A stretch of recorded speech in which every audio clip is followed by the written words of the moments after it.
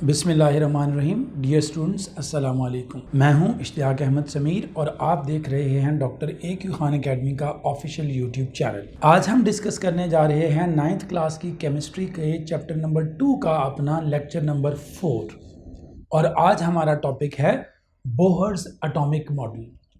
बहुत ज़्यादा important long question भी है ये 9th क्लास का और इसमें से अक्सर औक़ात शॉर्ट क्वेश्चंस भी मुख्तलिफ बन जाते हैं। तो कंसंट्रेट करके तवज्जो से आज के इस लेक्चर को सुनिएगा। उम्मीद है कि इंशाल्लाह आपको आज का लेक्चर पसंद आएगा और इससे आपको फ़ायदा होगा। नील्स बोहर ने 1913 के अंदर अपना एटॉमिक मॉडल पेश किया। नील्स बोहर ने अपने मॉडल की बुनियाद बनाने के लिए एक थ्योरी को यूज़ किया था, उसका नाम था quantum theory. Quantum theory Max Planck ने पेश की थी 1911 में। तो उस थ्योरी को, जिसको मैक्स प्लैंक्स क्वांटम थ्योरी भी कहा जाता है या सिंपली प्लैंक्स क्वांटम थ्योरी के नाम से भी वो मशहूर है, उसको as a foundation, as a base use किया था बोहर ने अपने एटॉमिक मॉडल को प्रेजेंट करने के लिए, देने के लिए। जो प्लैंक्स क्वांटम थ्योरी है उसका बुनियादी नुक्ता ये है कि इलेक्ट्रॉन्स डू नॉट इमिट और एब्जॉर्ब एनर्जी कॉन्टिन्यूसली। इमिट खारिज करना, एब्जॉर्ब जज़ब करना। इलेक्ट्रॉन मुसलसल एनर्जी खारिज या जज़ब नहीं करते, बल्कि इलेक्ट्रॉन्स डिसकॉन्टिन्यूस मैनर में बेतरतीब अंदाज में एनर्जी खारिज या जज़ब करते हैं। जब इलेक्ट्रॉन्स अपने शेल के अंदर रहते हैं तो अपने शेल के अंदर उनकी एनर्जी जो होती है वो क्वांटाइज्ड होती है। Energy of electron is quantized in an orbit. Quantized होने का मतलब ये होता है कि एक शेल के अंदर इलेक्ट्रॉन की एनर्जी फिक्स है, वो कम या ज़्यादा नहीं होती, वो कम या ज़्यादा नहीं होती। इलेक्ट्रॉन एनर्जी सिर्फ उस सूरत में खारिज करेगा जब वो अपने शेल को चेंज करेगा, जब वो लोअर शेल से हायर में जाएगा या हायर से लोअर शेल के अंदर आएगा, तो तब वो एनर्जी इमिट या एब्जॉर्ब करता है। वैसे जब तक इलेक्ट्रॉन कोई एक पर्टिकुलर ऑर्बिट, एनर्जी लेवल या शेल में रहता है, वो एनर्जी खारिज नहीं करता according to Planck's quantum theory. इसी को बुनियाद बनाया था बोहर। पॉस्टुलेट्स की तरफ आते हैं। पहला नुक्ता, बोहर ने अपना एटॉमिक मॉडल हाइड्रोजन एटम को मद्देनजर रखते हुए दिया था। तो बोहर ने कहा था कि हाइड्रोजन का जो एटम होता है, it consist of a tiny nucleus. इसमें एक छोटा सा न्यूक्लियस होता है और इसका जो एक इलेक्ट्रॉन होता है वो इसके इर्द गिर्द सर्कुलर पाथ्स या ऑर्बिट्स या एनर्जी लेवल में रिवॉल्व कर रहा होता है और उस सर्कुलर पाथ या एनर्जी लेवल या ऑर्बिट का रेडियस कितना होता है, r। रेडियस आप ऑब्वियसली जानते हैं, इन दिस केस इलेक्ट्रॉन का न्यूक्लियस से यानी कि सेंटर से फासला हो। दूसरा नुक्ता, दूसरा पोस्टुलेट इसका ये था कि इलेक्ट्रॉन की जो एनर्जी होती है इन ईच ऑर्बिट वो फिक्स होती है। हर ऑर्बिट की क्या होती है, फिक्स्ड या क्वांटाइज्ड एनर्जी होती है। पहले शेल की अपनी एनर्जी है, दूसरे की अपनी, तीसरे की अपनी, चौथे की अपनी, और वो फिक्स्ड है। वो क्या है, फिक्स्ड है, क्वांटाइज्ड है। लोअर शेल्स के अंदर इलेक्ट्रॉन्स की एनर्जी कम होती है, हायर शेल में इलेक्ट्रॉन्स की एनर्जी ज़्यादा होती है। ये शेल 1 है तो एनर्जी कम होगी, यहाँ ज़्यादा होगी, लेकिन हर शेल के अंदर जो एनर्जी है वो क्या होती है, फिक्स होती है, क्वांटाइज्ड होती है। तीसरा पॉइंट इसने कहा था, नो इमिशन और absorption of radiation in a particular shell. Electron जब तक किसी खास शेल के अंदर रहता है वो कोई एनर्जी खारिज या जज़ब नहीं करता। फॉर एग्जांपल, ये दूसरा शेल है, एक इलेक्ट्रॉन जब तक इस दूसरे शेल के अंदर रिवॉल्व करता रहेगा वो ना एनर्जी खारिज करेगा ना एनर्जी जज़ब करेगा। नेक्स्ट पॉइंट, इलेक्ट्रॉन एनर्जी कब खारिज या जज़ब करेगा। इलेक्ट्रॉन उस सूरत में एनर्जी खारिज या जज़ब करेगा जब वो अपने शेल को चेंज करेगा। इलेक्ट्रॉन जब हायर शेल से लोअर शेल की तरफ आएगा, जब इलेक्ट्रॉन किसी अपर शेल से लोअर शेल में आएगा तो वो एनर्जी रिलीज करेगा। इसके मुताबिक इलेक्ट्रॉन जब किसी हायर शेल से लोअर शेल में आता है, ऊपर वाले शेल से नीचे वाले शेल में आता है, तो वो एनर्जी रिलीज करता है इन दी फॉर्म ऑफ लाइट। और इसके बरक्स इलेक्ट्रॉन जब लोअर शेल से हायर शेल में जाएगा तो एनर्जी एब्जॉर्ब, यानी इलेक्ट्रॉन जब तक अपने मखसूस शेल के अंदर घूमता रहेगा वो एनर्जी खारिज या जज़ब नहीं करेगा, लेकिन जब वो अपना शेल चेंज करेगा लोअर से हायर तो वो एनर्जी एब्जॉर्ब करेगा। जब हायर से लोअर आएगा तो वो एनर्जी क्या करेगा, इमिट या रिलीज करेगा या खारिज करेगा in the form of light, in the form of light. अब जब कोई इलेक्ट्रॉन, फॉर एग्जांपल यहाँ एक इलेक्ट्रॉन है, ये इलेक्ट्रॉन तीसरे शेल में है, ये तीसरा शेल है, दूसरा ये पहला, और ये न्यूक्लियस है। तो ये एटम का न्यूक्लियस है, ये पहला शेल रिप्रेजेंटेड बाय K, दूसरा शेल M N। तो ये शेल्स को हम letter notations K L M N O वगैरह से रिप्रेजेंट करते हैं। इन शेल को हम N1 N2 N3 भी कहते हैं। N यहाँ पर नंबर है जिसे हम प्रिंसिपल क्वांटम नंबर कहते हैं। प्रिंसिपल क्वांटम नंबर ये शो करता है शेल के नंबर को, शेल के नंबर को, यानी कि पहले शेल के लिए N1 होता है, दूसरे शेल के लिए N2, तीसरे शेल के लिए N3। इन्हीं शेल्स को KLMNO से भी रिप्रेजेंट किया जाता है। अब देखिए, एक इलेक्ट्रॉन है जो तीसरे शेल में है, अब वो तीसरे शेल से दूसरे शेल में जाना चाहता है, तो वह एनर्जी रिलीज करेगा। एनर्जी क्या करेगा? रिलीज करेगा। अब फर्ज कीजिए मैं कहता हूं जी इस शेल के अंदर उसकी एनर्जी है 100 जूल। कितनी है? 100 जूल। तो जब इलेक्ट्रॉन यहां से यहां जाएगा, यहां से यहां जाएगा, तो वो एनर्जी रिलीज करेगा। कितनी एनर्जी उसे रिलीज करनी पड़ेगी? जितना इन दोनों शेल्स के दरमियान एनर्जी का डिफरेंस है। इन दोनों शेल्स के दरमियान एनर्जी का डिफरेंस कितना है? E2 माइनस E1, जिसे हम डेल्टा E से भी रिप्रेजेंट करते हैं। वो है कितना? E2 100, E1 60। यहां मैंने सपोज कर लिया 60 जूल एनर्जी है। जब इलेक्ट्रॉन इस शेल से तीसरे से दूसरे में आएगा तो उसे एनर्जी रिलीज करना पड़ेगी 40 जूल। 40 जूल क्यों? क्योंकि दोनों शेल्स के दरमियान जो एनर्जी डिफरेंस है वो कितना है? 40 जूल। 100 जूल इन शेल 3 एनर्जी इलेक्ट्रॉन की, और 60 जूल उसकी किस में होगी? वो शेल 2 में होगी। ये मैंने सिर्फ आपको बात समझाने के लिए एनर्जी सपोज की। अब जब इलेक्ट्रॉन यहां से यहां जाएगा तो वो एनर्जी रिलीज करेगा 40 जूल। फर्ज कीजिए मैं उस 40 जूल को रिप्रेजेंट कर देता हूं 2 रेडिएशन से, 2 रेडिएशन से। ये रेडिएशंस ऑफ लाइट हैं जो उसने इमिट की हैं, जो उसने इमिट की हैं। ठीक है जी। जब वो यहां से यहां पर गया और इनकी एनर्जी लेट्स सपोज 40 जूल है, 2 रेडिएशंस की। एक की 20 जूल है तो 2 की कितनी हो जाएगी? 40। तो वो 2 रेडिएशंस इमिट करेगा। अब अगर फर्ज कीजिए इलेक्ट्रॉन जो है वो यहां से यहां जाता है, अब फर्ज कीजिए इलेक्ट्रॉन यहां से यहां जाता है पहले शेल में, और मैं सपोज कर लेता हूं पहले शेल में उसकी एनर्जी 20 जूल है। पहले शेल में उसकी एनर्जी कितनी है? 20 जूल है। तो जब इलेक्ट्रॉन तीसरे शेल से पहले शेल में आएगा तो जो एनर्जी रिलीज करेगा वो कितनी करेगा? 80 जूल। E2 minus E1। अब E1 ये होगा जिसमें जा रहा है वो E1 है, जहां से जा रहा है वो E2 है। अब 100 माइनस 20, 100 माइनस 20 कितना होगा? 80 जूल का डिफरेंस। अब 80 जूल को हम किससे रिप्रेजेंट करेंगे? 4 रेडिएशन से। 4 रेडिएशन से, जैसे मैंने कहा था यहां से यहां जाएगा तो वो 2 रेडिएशन इमिट करेगा। एक रेडिएशन की मैंने सपोज कर ली थी एनर्जी कितनी है? 20 जूल। तो 2 रेडिएशन इमिट की। तो अब अगर इलेक्ट्रॉन यहां से यहां जाएगा, एनर्जी डिफरेंस है कितना? 80 जूल का। तो वो कितनी रेडिएशन इमिट करेगा? 4। कितनी करेगा? 4 करेगा। तो वो 4 रेडिएशन जो है वो क्या करेगा? इमिट करेगा। कितनी रेडिएशन इमिट करेगा? 4 रेडिएशन इमिट करेगा। इसका मतलब क्या हुआ? ये जो फ्रीक्वेंसी ऑफ इमिटेड रेडिएशंस है, फ्रीक्वेंसी ऑफ इमिटेड रेडिएशंस, खारिज होने वाली शुआओं की फ्रीक्वेंसी।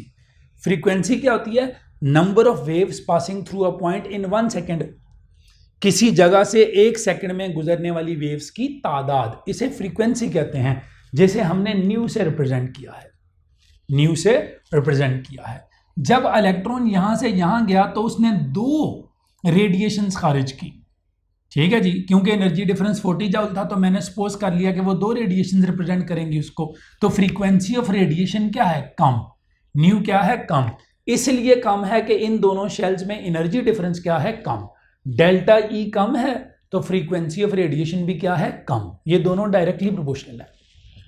अगर इलेक्ट्रॉन यहां से यहां गया तो डेल्टा E ज्यादा है, E2 माइनस E1 80 जूल, तो डेल्टा E ज्यादा है। जब डेल्टा E ज्यादा है तो फ्रीक्वेंसी ऑफ रेडिएशन भी क्या है? ज्यादा। अब वो 4 रेडिएशंस इमिट हो रही हैं।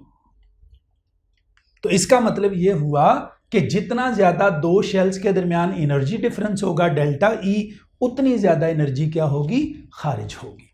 यानी इलेक्ट्रॉन अगर 5वें शेल से तीसरे में आएगा तो एनर्जी कम खारिज होगी, 5वें से दूसरे में आएगा ज़्यादा, 5वें से पहले में आएगा तो और ज़्यादा एनर्जी खारिज होगी। फ्रीक्वेंसी ऑफ रेडिएशंस या शुआएं जो खारिज होंगी वो क्या होंगी, ज़्यादा। ठीक है जी। इसी तरह आप उलट कर सकते हैं, जब लोअर से हायर में जाएगा, यहाँ से यहाँ जाएगा कम रेडिएशन एब्जॉर्ब करेगा, यहाँ से यहाँ जाएगा ज़्यादा, यहाँ से उससे अगले शेल में चला जाएगा और ज़्यादा एब्जॉर्ब करेगा। तो delta E change in energy directly proportional होगा किसके, फ्रीक्वेंसी के। डेल्टा ई दो शेल्स के दरमियान एनर्जी का डिफरेंस है, जिस शेल से इलेक्ट्रॉन जिस शेल में जा रहा है उन दो शेल्स। न्यू क्या है, मैंने आपको बताया ये फ्रीक्वेंसी है। फ्रीक्वेंसी क्या होती है, number of waves passing through a point in 1 second, किसी जगह से 1 सेकेंड में गुजरने वाली रेडिएशन या वेव्स की तादाद, इसको फ्रीक्वेंसी कहा जाता है। यहाँ से डेल्टा ई इक्वल हो जाएगा एच न्यू के। प्रोपोर्शनैलिटी साइन को जब हमने इक्वालिटी में बदला तो कांस्टेंट लगाया एच, इसको हम कहते हैं प्लैंक्स कांस्टेंट। क्या कहते हैं, प्लैंक्स कांस्टेंट। इसकी वैल्यू होती है 6.63 into 10⁻³ joule second. 6.63 into 10⁻³ joule second. Delta E बराबर हो गया एच न्यू के। डेल्टा ई आपको पता है E2 माइनस E1 होता है। अगर मैं कहूँ यहाँ से इलेक्ट्रॉन यहाँ जा रहा है, E2 यहाँ और E1 यहाँ, तो ये इक्वल होगी किसके, एच न्यू के। पांचवा और आखिरी पॉइंट इसका, हर शेल जो होता है उसका फिक्स एंगुलर मोमेंटम हो। इस कॉन्सेप्ट के मुताबिक, इस मॉडल के मुताबिक हर शेल का क्या होता है, फिक्स एंगुलर मोमेंटम होता है। एंगुलर मोमेंटम क्या है, एंगुलर मोमेंटम जब कोई चीज सर्कुलर पाथ में मूव करती है, जैसे इलेक्ट्रॉन, तो इलेक्ट्रॉन आपको पता है ये एटम का न्यूक्लियस है, तो ये अगर शेल है तो यहां पर एक इलेक्ट्रॉन है जो रिवॉल्व कर रहा है। तो जब कोई चीज सर्कुलर पाथ में मूव करती है तो उसके मोमेंटम को हम लोग क्या कहते हैं, एंगुलर मोमेंटम। आपने लीनियर मोमेंटम पढ़ा होगा, product of mass and velocity. Product of mass and velocity वो लीनियर मोमेंटम होता है, ये एंगुलर मोमेंटम है। एंगुलर मोमेंटम में एंगुलर मोशन होती है। Angular motion mean circular motion. अब इलेक्ट्रॉन की मोशन तो आपको पता है सर्कुलर होती है। अब अगर यहां कोई इलेक्ट्रॉन है वो रिवॉल्व कर रहा है in a circle of radius R radius के सर्कल में रिवॉल्व कर रहा है, उसका मास कितना है, लेट्स सपोज उसका मास जो है वो हम कह देते हैं जी m है। कितना है, m है। उसका मास क्या है, m है। Radius of the circular path क्या है, r है। Radius of the circular path क्या है, r है। तो एंगुलर मोमेंटम क्या होगा, मास, वेलोसिटी और रेडियस का हासिल ज़रब। एक इलेक्ट्रॉन जब रिवॉल्व कर रहा है सर्कुलर पाथ में तो उसके मास, उसकी वेलोसिटी, वो जिस velocity let's suppose v velocity से वो घूम रहा है, तो उसकी वेलोसिटी v, उसके मास m और r रेडियस, सर्कुलर पाथ का रेडियस, इन तीनों के प्रोडक्ट को कहते हैं angular momentum. mvr, product of mass, velocity and radius of the circular path, is equal to nh/2π। nh/2π। तो उसने कहा था किसी भी शेल का एंगुलर मोमेंटम इस फार्मूले से निकाला जा सकता है। यहां जो n है वो उस शेल का नंबर है, उस शेल का नंबर है। मसलन अगर आप पहले शेल का एंगुलर मोमेंटम निकालना चाहते हैं तो वो बराबर होगा mvr = 1h/2π, 1h/2π। दूसरे का 2h/2π, तीसरे का 3h/2π।